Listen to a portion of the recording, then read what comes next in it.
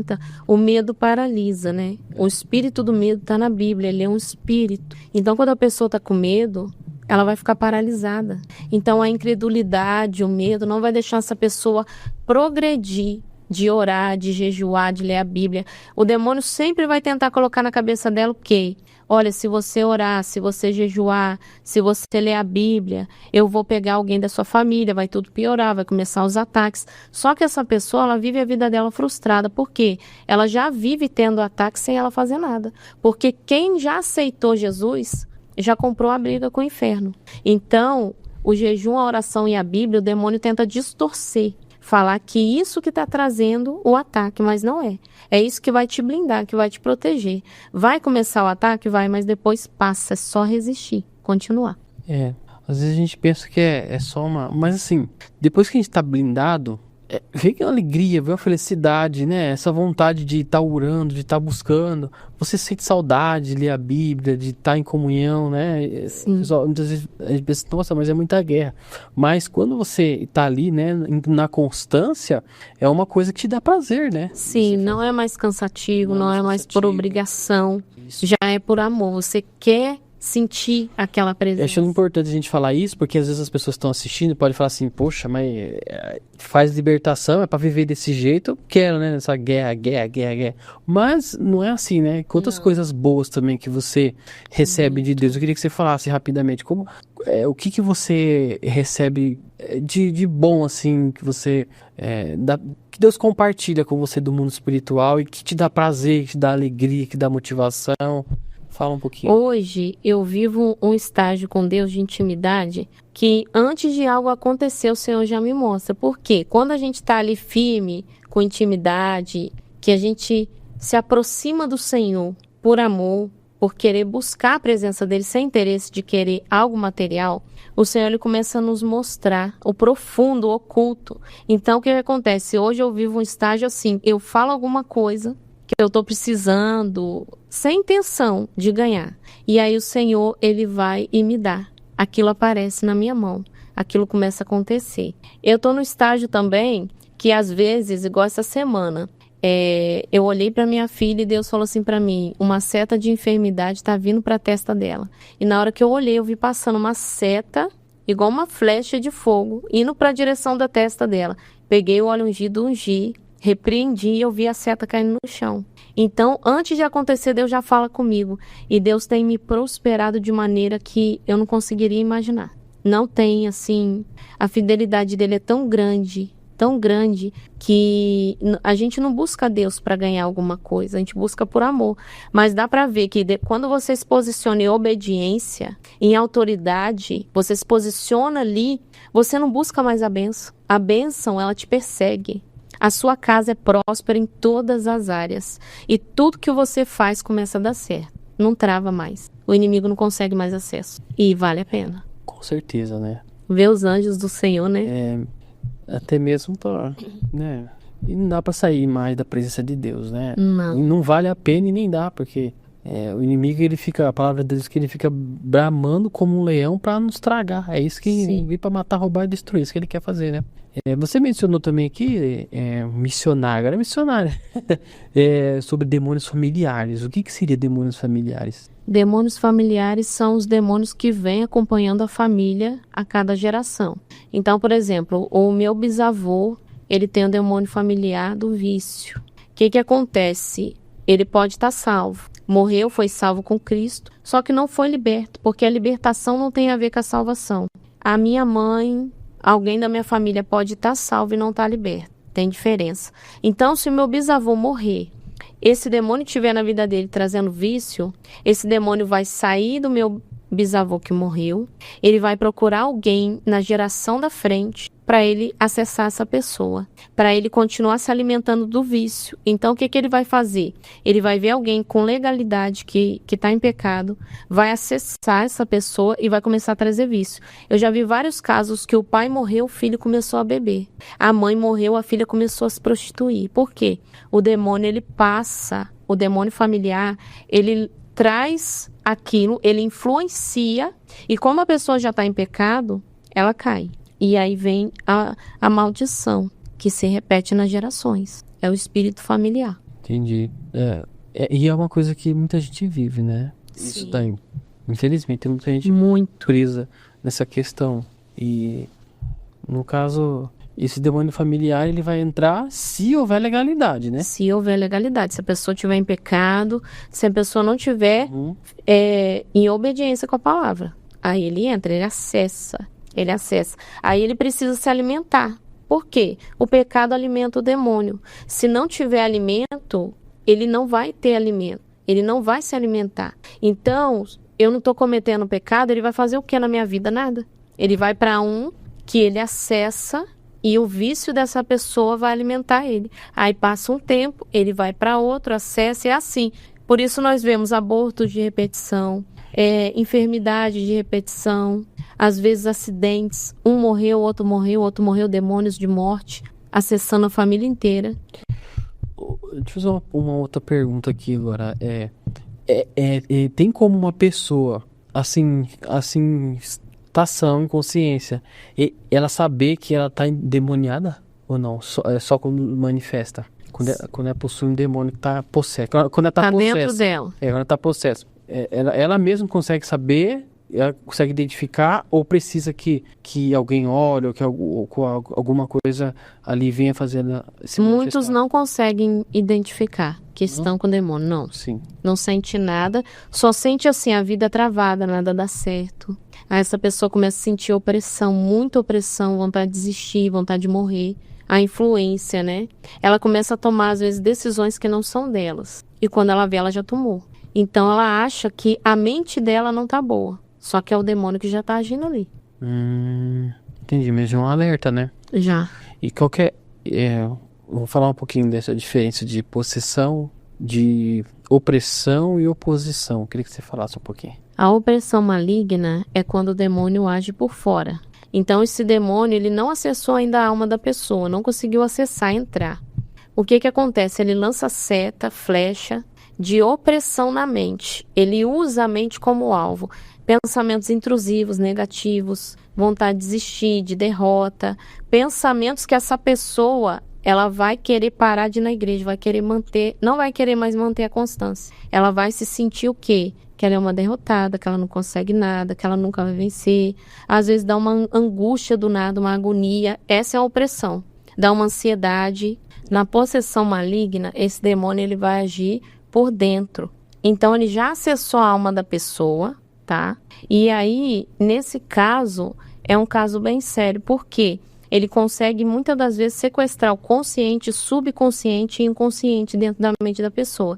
E essa pessoa não começa mais a agir como ela mesma. Ela começa o quê? A ter comportamentos que ela não tinha antes. O demônio, ele consegue acessar a mente dela, consegue se enraizar cada vez mais. E cada vez mais que ele se enraiza, ele se esconde nos órgãos, se esconde na alma, tá? Ele consegue se esconder ali.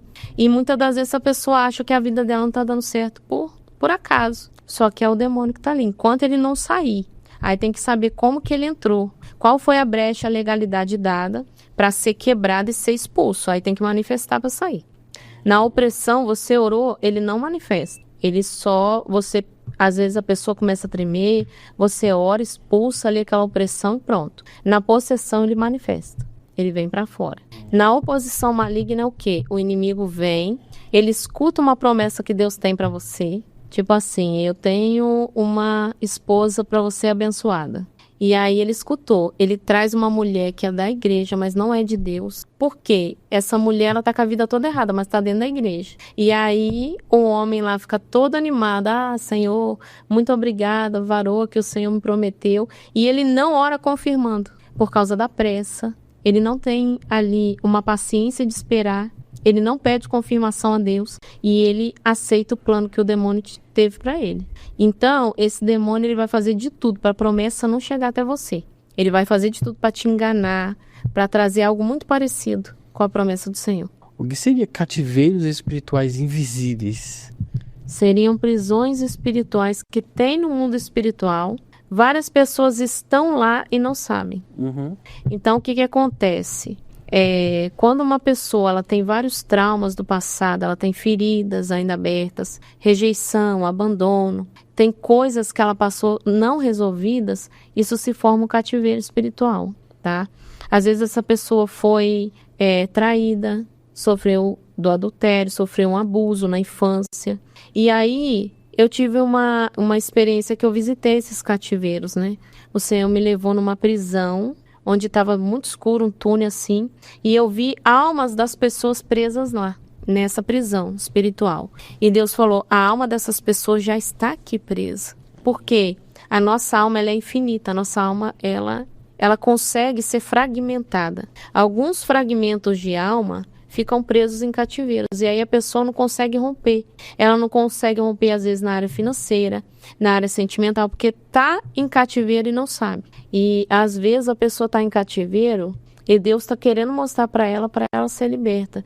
O que acontece? Geralmente, quem está em cativeiro espiritual começa a sentir como se ela estivesse presa, como se ela rodasse, tentasse fazer algo, sempre fizesse o máximo dela e nunca saísse do lugar. A pessoa que está em cativeiro, ela vai começar a sonhar que ela está presa, que ela está num quarto escuro, sempre em lugares escuros, presa, ela não consegue, às vezes, ela anda e não sai do lugar, cheia de correntes, às vezes um lugar cheio de fezes. São sonhos de quem está em cativeiro espiritual. Por que Deus ele não vai lá e resolve esse problema sem a gente pedir? Ele ficar te avisando, ele, né? Poxa, eu tô indo na igreja, eu tô cantando, eu tô lá lendo a palavra. Por que Deus ele não vai lá e não faz? Deus tem o jeito dele de trabalhar. E o mundo espiritual, ele é regido por leis. Deus criou leis. Então, se nós não acertarmos nessas leis, a gente errar essas leis, não cumprir, tem a consequência. Vem a consequência. O mundo espiritual, igual a Bíblia, se eu não cumprir o que está escrito aí, Satanás ele tem total acesso à minha vida. E aí Deus espera, porque a Bíblia diz que quando Moisés orava no deserto, Deus respondia, Deus fazia. Deus espera a gente pedir, espera a gente falar, espera a gente orar, a gente buscar. Porque tem gente que não quer a ajuda de Deus. Tem gente que não quer buscar de Deus, fala, eu não quero. Isso daqui não é, Deus não vai resolver. Então ele espera o nosso coração ir até ele, buscar ele, pedir ajuda, e aí ele começa a dar o quê? O que você deve fazer. Ele não vai resolver o seu problema assim, pronto, tá resolvido. Uma mágica, não. Ele vai te dar o que você vai fazer, e através daquela obediência que você tiver, o problema vai ser resolvido. Ele vai te dar estratégia, e para ter estratégia e ouvir a voz de Deus, tem que estar ligado com Deus. Às vezes Deus está falando e a pessoa não está ouvindo. Ah, Deus não me deu estratégia, não falou comigo. Você pediu discernimento dessa situação? Às vezes a pessoa está orando errado. Senhor, me abençoa. Senhor, como que Deus vai abençoar se ainda tem aquela maldição para ser quebrada? Então, ela tem que saber orar e pedir, Senhor, me revela tudo que está em oculto e escondido. Começa a fazer essa oração para o Espírito Santo. Você vai ver coisa que você nem lembrava mais do passado que precisa ser quebrado. E ali Deus vai te dar discernimento de como agir, e a sua vida vai dar assim uma alavancada, vai acelerar. Enquanto o ser humano buscar coisas, e aí na hora que vê o filho está com 20 anos de idade, não viu a criança andar, não viu a criança falar a primeira palavrinha, cai o primeiro dentinho, coisas que o inimigo está distorcendo os valores. O valor da família, o valor de passar um tempo, o que a gente mais pode dar de precioso para a nossa família é o nosso tempo. E para Deus também. Então, o maior sacrifício que nós podemos fazer ao Senhor é dar o nosso tempo para Ele. Isso tem valor. A alma é o que mais tem valor. Tem muita gente perdendo a alma por causa de busca material. Ela se manifestou e essa entidade disse assim na boca dela. Você viu que essa pessoa olhava assim, tal, e falava assim para as pessoas que estavam assim, cumprimentava as pessoas que estavam no podcast e falava assim, há muito tempo eu não imaginava que isso aqui seria possível. Quantas massas de pessoas ele consegue utilizar através da rede social, enganando as pessoas. Sim. E ele disse mais o seguinte, continue transmitindo a mensagem, porque aonde a mensagem for, os espíritos também têm que ir. Ele disse bem assim, aonde a mensagem chegar, os espíritos têm que ir. Ele não falou, os espíritos vão, os espíritos talvez vão. Aonde essa mensagem chegar, eles têm que ir. Por isso que a gente tem que ter cuidado com o que assiste. A televisão é um portal de acesso. Antigamente, as pessoas não eram teólogos, né, da Bíblia, mas eles tinham uma intimidade tão grande com Deus que eles falavam assim, hora de madrugada, porque de madrugada a filha é menor. Sim. A gente ouvia isso muito antigamente. Agora não. Agora, por quê? Eles tinham intimidade. Quem que direcionava eles? Eles poderiam não ter a palavra, mas eles tinham o Espírito Santo de Deus. Isso. Não que muitos não tenham hoje, tem gente que tem. Mas você vê que o Espírito Santo não precisava. O mover nas igrejas diminuiu. Pela oração, pela intimidade, pela fé que eles tinham, o Espírito Santo ensinava. A gente já não vê tanto milagre. Então. A gente já não vê tanto mover, tanta presença. Porque a busca diminuiu. A oração, tinha igrejinha que eu ia com a minha avó antigamente e era 4 horas de oração. Os irmãos orando, de mão dada. Tinha o dia da oração, as irmãzinhas do coque lá. Meu Deus, sai de baixo. Era assim. E oravam de madrugada e tinham várias experiências com Deus. Coisa de elas estarem orando e o copo estourar em cima da pia. Coisas assim sobrenaturais. E hoje a gente já não vê tanto. Ficou mais... Querem ir mais pra porta estreita, né? Porta larga, quer dizer. Eu faço de segunda a sexta a oração das 3. Então. E você bem comentou nos últimos episódios sobre essa questão de horários, né? Horário é meia-noite, às 3 horas. Isso. E qual que é o outro horário que você falou? 3 da manhã, 9, 3 da manhã, 6 da manhã, 9 da manhã, meio-dia, 3 da tarde, 6 da tarde, 9 da noite e meia-noite. Então são 8 a cada 3 horas. Verdade, a cada 3 horas. Por que muda? Por que algo acontece assim, nesses horários, a cada 3 horas? A cada 3 horas abre um portal onde tudo fica mais intenso. Então, qualquer horário que a gente orar, Deus vai ouvir, Deus vai fazer. Só que quando a gente ora estratégico, com horário, ontem eu tive um testemunho no meu celular. Uma moça que assistiu o podcast, ela estava com 31 semanas de gravidez, e aí a bolsa dela tá normal, só que ela começou a ter contração. E ela viu o espírito da morte. E Deus falou, repreende, ela repreendeu. E ela estava com uma infecção muito alta, tinha que fazer o parto dela. E ela começou a seguir os horários de oração, que ela lembrou do podcast. Começou a seguir os horários, começou a orar a noite toda, repreendeu o espírito da morte. Meia-noite, 3 horas da manhã, ela começou a orar por batalha espiritual, por libertação. Meio-dia, ela orou por livramento da filhinha dela. E ali ela teve um testemunho que a bolsa dela não rompeu e ela parou de ter contração. A infecção sumiu, coisa que era impossível sem ela tomar medicamento. Sumiu, assim, no período de tempo da noite pro dia, e ela está normal. Ela está sobre observação, mas graças a Deus o bebê não nasceu ainda. Então, assim, ela falou, Ana, eu vi o poder de orar nos horários proféticos, né? Meio-dia a gente ora repreendendo a morte, porque meio-dia o espírito da morte passa. Então, no Salmo 91 a gente vê o espírito da morte que assola ao meio-dia, né? Uhum. Deus, ele dá várias coisas na palavra que tem gente que não entende. Então, assim, tem 6 da tarde que a gente ora por gratidão, apresenta o altar da nossa casa, meia-noite ora por libertação de alguém que precisa de libertação, mas para manifestar demônio, para ter autoridade, é 3 da manhã. 3 da manhã a gente ora para manifestar demônio, para ganhar autoridade no mundo espiritual, e tem a troca de anjos ali 3 da manhã, porque eu já vi. Eu estou orando 3 da manhã, às vezes o Senhor abre minha visão, eu vejo saindo um anjo e entrando outro. Eles são extremamente organizados, assim como no reino das trevas, que imita o reino de Deus, também é organizado.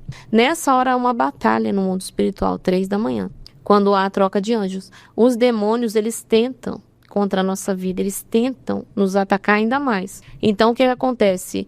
Deus, ele desce essa hora, a presença de Deus desce e vai visitar cada um às 3 da manhã e ver o que você fez para ele no seu dia.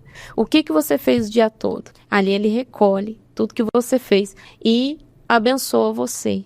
Você ganha conforme foi o seu dia de busca. Então, muita gente não recebe a bênção porque nessa hora está dormindo. Não fez nada para Deus o dia todo. 3 da manhã, está dormindo. E pela misericórdia dele, tem a troca de anjo, mas o inimigo não toca. Às vezes o inimigo consegue trazer um sono perturbador, a pessoa não consegue dormir bem, porque não busca. E os horários de oração são muito importantes. 9 da manhã, orar pela empresa. A minha empresa ela não está indo bem. Orar por negócios, empresas. Então, tem ali as estratégias. Então tem também cada horário Uma estratégia. Para um pedido específico. Isso. Entendi. Entendeu? Bem. E nas mentorias você ensina as pessoas a fazerem. Entendi. Falando sobre fortalezas mentais, né? Que tipo de pensamentos se tornam tronos na nossa vida? Fortalezas mentais. Pensamentos que se tornam tronos. Se tornam tronos. Isso. Quando o nosso pensamento, ele não é mais regido pelo Espírito Santo, o que acontece? O demônio, ele tenta lançar soberba, ele tenta lançar arrogância. Às vezes a pessoa ela tem muito dinheiro, ela começa a achar que o dinheiro dela compra tudo. Então ela começa a achar que o valor está no dinheiro e o valor não está no que a gente tem. Esse pensamento dela é um exemplo, ele vai virar um trono, o trono da idolatria ao dinheiro. Entende? Então, a cabeça dela, a mente dela vai estar cativa. Quando essa pessoa, ela começa a ter muita imoralidade sexual, e aí o pensamento dela é contaminado, essa pessoa, ela vai ter um trono de imoralidade no pensamento dela. O pensamento dela vai estar cativo. Ela vai começar a ter o quê? Se ela se converter, aquela sujeira ali dentro da mente dela vai ter que ser limpa, ela vai ter que renunciar e vai ter que pedir para Deus arrancar tudo que ficou dentro da mente dela de contaminação. Porque senão ela vai começar a orar, ela vai começar a ter pensamentos ilícitos na hora da oração, e é onde o diabo atrapalha ela, não quer que ela ora, jejua e lança aquela imagem na mente dela na hora. Entende? Entendi. Vamos falar um pouquinho sobre jejum, né? Qual é a maneira correta de você fazer o jejum para que ele seja estratégico, não seja só um momento de passar fome, né? Sim, o jejum ele tem que ser espiritual. Tem gente que pede coisas materiais no jejum e acontece. Não é uma troca, não é uma barganha. Só que eu já vi pela fé da pessoa, Deus conceder aquele pedido ali. Só que o jejum correto é o quê? A pessoa ela vai pedir intimidade com o Espírito Santo, ela vai pedir autoridade, ela vai pedir unção, ela vai pedir algum dom. Então, o jejum espiritual que realmente funciona e que dá ali no mundo espiritual aquele avanço é esse, pedir coisas espirituais. Então, eu vou tirar um tempo para eu ficar sem comer nada e sem beber nada, que é o jejum total, ou sem comer nada, podendo beber água, podendo beber um golinho de café com pouco açúcar, um suco natural, um chá, que é o jejum parcial. Quando essa pessoa fica muito tempo no líquido, ela pode fazer o jejum parcial bebendo essas coisas assim. Mas o açúcar não é recomendado, porque ele aumenta o sofrimento na hora do jejum. Por que ele aumenta o sofrimento? Por causa dos compostos que ele tem, né? Ele aumenta o sofrimento na hora do jejum, o açúcar. Ele traz uma vontade de comer mais forte. Quando a gente entra em jejum, uma luz se acende, o fogo do Espírito Santo se acende dentro de nós. Eu já tive experiência de estar na mentoria de jejum, o demônio não olha para mim e ele fala, tem uma luz em você que eu não consigo te olhar. Quando eu estou em jejum, isso acontece. Missionária, e o que você aconselha às pessoas antes de fazer o jejum ali no ambiente da casa dela, assim, o que ela precisa mudar, o que ela precisa melhorar ali, né, antes de começar um propósito? Sim. Colocar a casa em ordem? Sim. Antes de Deus prosperar alguém, primeira coisa que ele vai fazer, orientar a pessoa como que ela vai prosperar. Então, se essa pessoa, ela guarda coisas velhas, coisas antigas, lixos dentro de casa, tá? Essa pessoa, ela vive num ambiente de escassez, onde tem gente que pega até coisa usada na rua, no lixo e leva para dentro de casa. Eu lembro que o meu pastor falava, nada quebrado, nada faltando, nada fora do lugar. Essa palavra entrou em mim. Por quê? Para Deus nos prosperar, a nossa casa não deve estar com nada quebrado, nada faltando e nada fora do lugar. Primeiro, essa pessoa tem que arrumar a casa dela. Essa pessoa tem que colocar a casa dela em ordem como? Jogando coisas velhas fora. Coisas velhas, quebradas, lixos, fazer uma limpeza ali, total na casa. para preparar essa casa para receber a bênção do Senhor. Então, essa pessoa vai jejuar, vai orar, vai pedir para Deus mandar os anjos dele. Mas se essa casa, não estou falando de pobreza, porque tem muita casa simples, eu já morei em casa simples, de chão de terra, mas tudo limpinho, organizadinho, entende? Tem casa que as pessoas têm um espírito de escassez, um espírito de sujeira, que acumulam sujeira na casa, porque esse demônio não deixa essa pessoa limpar a casa. Então, essa pessoa ela vai ficar com a vida presa, paralisada, porque esse demônio não deixa ela limpar, ela não tem ânimo para levantar e limpar a casa. Ou, às vezes, essa pessoa vai trazer lixo para dentro de casa, comida velha na geladeira, tá?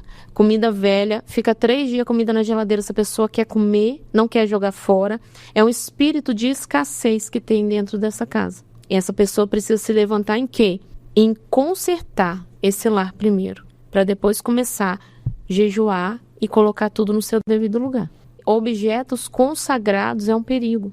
Às vezes essa pessoa pega algo, por exemplo, no lixo. Eu achei, tá novinho, levei para dentro de casa. Não sabe o que aquele objeto ali passou, porque tudo que nós temos, até objeto, tem ali, no espiritual do objeto, tem uma herança espiritual. Né?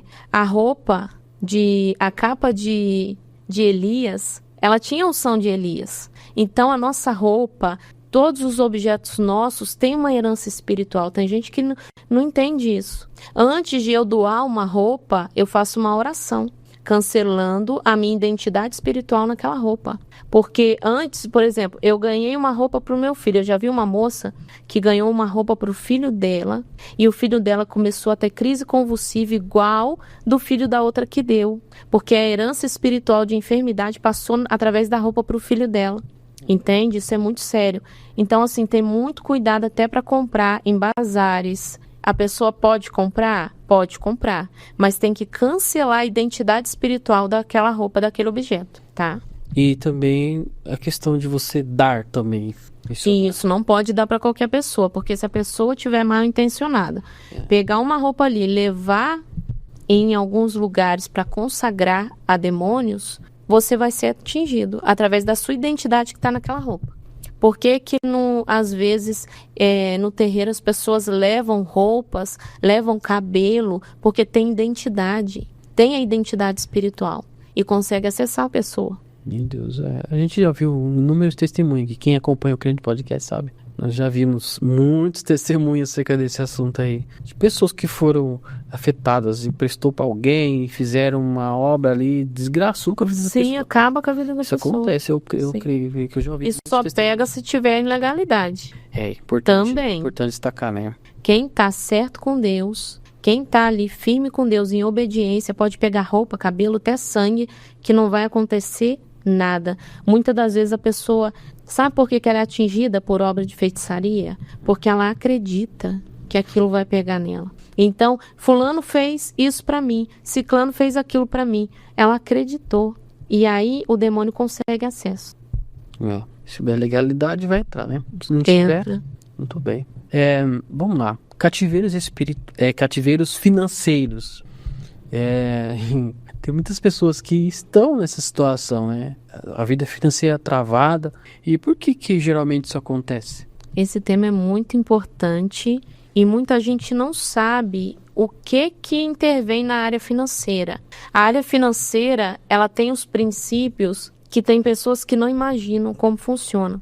Então, eu vou falar aqui algumas coisas que travam a área financeira e criam cativeiros financeiros, tá? A primeira coisa é aquele jogo de aposta, tigrinho. Aquilo trava a área financeira. Crentes que jogam jogo do tigrinho, jogo de aposta, eu falo isso com todo temor, trava a área financeira, aquilo é engano, tá? Pessoas que pegam dinheiro emprestado com a agiota, trava a área financeira. Pessoas que participam de rifa, não dentro da igreja para ajudar a igreja, mas por vício, porque quer ganhar. Eu quero ganhar o carro, vou participar todo mês, trava a área financeira. Participa de alguma pirâmide, vamos fazer sorteio.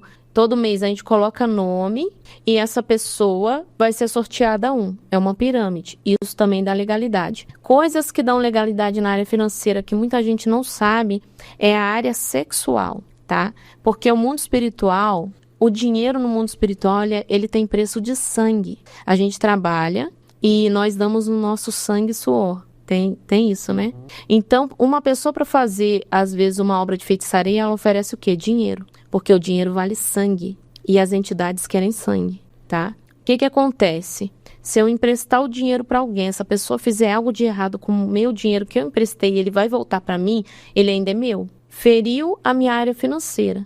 Se ela fizer algo errado, por exemplo, emprestei para ela comprou um cigarro, a minha área financeira já vai travar. Se eu der, aí já é dela. Se Deus falar, pode dar, aí já é dela, não vai ferir nada em mim, porque passou a responsabilidade para ela. Se houve na minha família adultério, fornicação, prostituição, pornografia, coisas imorais, o sexo, ele tem ali um rompimento de vasos de sangue. Então, alianças erradas fora do casamento, imoralidade, travam totalmente a área financeira, porque o diabo, ele pega o sangue, tá? Então, o que acontece? A nossa cama é um altar.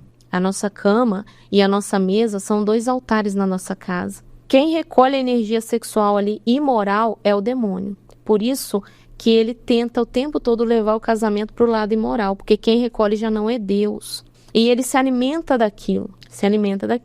Nisso, ele vai travar a área financeira totalmente da pessoa. Tudo travado. Se teve adultério na sua família, se teve prostituição, se teve algo imoral, pode fazer renúncia que a sua área financeira vai destravar. Outra coisa que trava a área financeira, homicídio, suicídio, aborto, porque derramou sangue inocente. Muitas das vezes, no homicídio ali, o meu avô, ele queria comprar a terra de fulano não vendeu, ele foi lá e matou, e pegou a terra, acabou. Aquela geração na frente, ela vai pagar pelo que o meu avô fez, e aí vai travar a área financeira, vai ativar um demônio da morte, onde esse demônio vai matar gerações futuras, tá? É uma coisa assim, muito mais complexa do que a gente imagina. A área financeira, tem gente que fala, irmã Ana, eu não consigo prosperar. Analisa se tem algo do que eu falei aqui. Se tem uma dessas coisas na sua família, se tiver, renuncia. Fala assim, eu renuncio esse pecado aqui que meu parente cometeu, que lá atrás aconteceu. Eu renuncio isso daqui que eu cometi em nome de Jesus e peço perdão. Quando tiver a renúncia e o pedido de perdão, essa pessoa vai notar que a área financeira dela vai começar a andar. Outra coisa, quebrar princípio do dízimo também trava a área financeira. O dízimo, ele não é para nos abençoar. Tá? Jesus, em momento nenhum, ele cancelou a lei. Então, ele veio para cumprir a lei. O dízimo, ele ainda é um princípio espiritual ativo. Eu creio nisso, porque eu já tive várias experiências com dízimo. O dízimo é 10% do que eu recebo. Então, o que eu faço? Eu dou o dízimo e tudo meu fica protegido. Ele é o quê? Para proteger tudo que é meu. Então, quando eu dou o dízimo, o demônio não toca no meu carro e faz estragar. O demônio não faz eu gastar muito dinheiro com farmácia, tá? Porque tem muita gente que fala, eu não dei o dízimo, mas gastei R$800 com farmácia, meu filho não para de ficar doente. Não vai entrar os demônios na despensa, fazer sua compra sumir, porque muitas das vezes tem gente que fala, mano, eu faço compra, a compra some, e eu tenho que comprar e sempre tá estragando alguma coisa. Se conserta com o Senhor. Você que não pode dar o dízimo ainda, ore ao Senhor para Ele poder consertar a sua casa, você pagar suas dívidas, porque dívida também trava a área financeira, empréstimos no banco, tá? Comprar no cartão não trava, mas empréstimos no banco, depois que eu fiz um empréstimo há 4 anos atrás, a minha vida financeira foi só ladeira abaixo. A Bíblia diz que a gente não pega emprestado, a gente empresta. Então, quando eu peguei um empréstimo, a minha área financeira foi só ladeira abaixo, tá? A oferta, ela é feita para quê? Ela não é obrigatória. Pode dar na vida de qualquer pessoa que a pessoa sentir no coração. O dízimo é só na igreja que você congrega, que você se alimenta, tá? A oferta não tem valor específico e ela é feita para quê? É uma semente que você planta e depois você vai colher. Você direciona aquela semente na sua casa e leva até o templo do Senhor. E ali a oferta é uma semente de bênção que após ela nascer, você vai colher. Você mencionou sobre o cordão umbilical da outra vez, né? Que a gente não deve guardar o cordão umbilical, devemos jogar fora. Isso. Mas por que nós não devemos guardar? Porque Quando nós guardamos o cordão umbilical dos nossos filhos, ele tem sangue, tá? Ele contém sangue ali. O sangue, eu já vi pessoas entrar em espírito na minha casa. Se uma pessoa dessa entra e pega aquele cordão ali, faz obra com aquele sangue, ele consegue ter acesso ao meu filho. Então isso é muito sério, porque após o podcast, pessoas que foram pegar para jogar fora já não acharam mais o cordão umbilical dentro da caixinha guardado, tinha sumido. Meu Deus. Tinha sumido. E eles falaram, o que eu faço agora? Desesperada. Eu falei, cancela tudo que foi feito. Ora cancelando, quebrando, pedindo para Deus quebrar. Eles oraram e situações que estavam acontecendo com os filhos deles foram resolvidas, entende? Então, assim, se eu guardar esse cordão umbilical sem prática oculta, sem nada, não tem problema nenhum. É um gesto de carinho, porque eu quero guardar uma lembrança. Dente, cabelo, eu quero guardar. O problema é alguém ter acesso e fazer obra com isso. E o problema de enterrar o cordão umbilical é o quê? É uma prática